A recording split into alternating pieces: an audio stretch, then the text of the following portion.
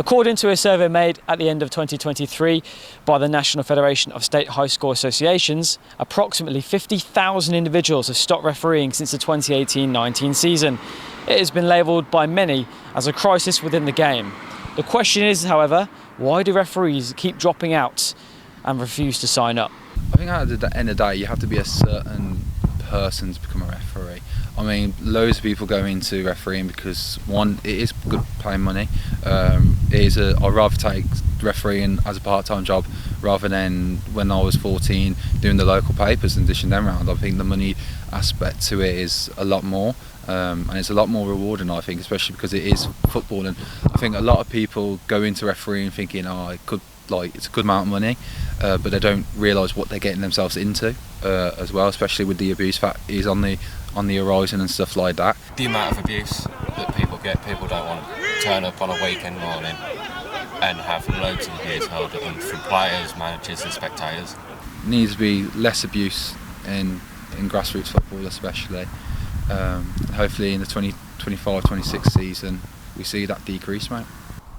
So abuse in football is one of the main reasons as to why referees drop out and don't join back up. What a surprise. But is there anything more the leagues can do to help out? Mark Burge works for the Midland Junior Premier League and he had a strong say about what his league does and what other leagues can do.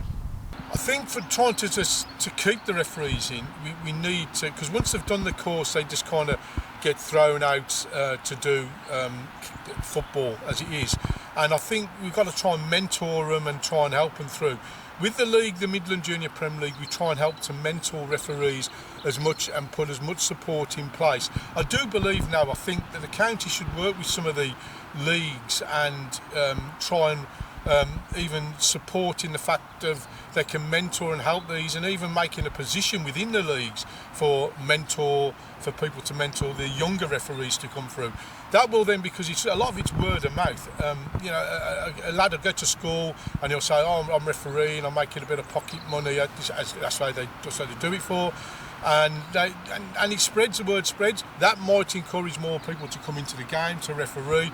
I know there's plenty of courses run by the counties, so it's not there's a fact there's not courses, and there's plenty of advertisements I see on Twitter and stuff like that. So I think a lot of it can be word of mouth. The fact that we do need to do a lot more mentoring with these younger officials to help them through some difficult times with games they've had.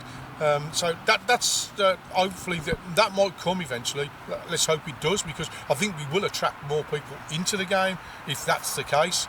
Have the FA been able to showcase refereeing in a way to people to get them more involved?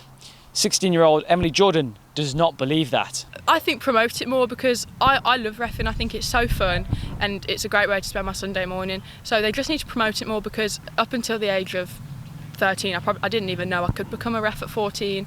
Greater support, more mentoring, better courses, stronger promotion are all great ways to entice people to start refereeing and stay. Abuse is the main huge reason as to why people do not sign up to be a referee, but the FA behind me are working hard to abolish it and help referees have a better life in their careers as young referees and experienced ones.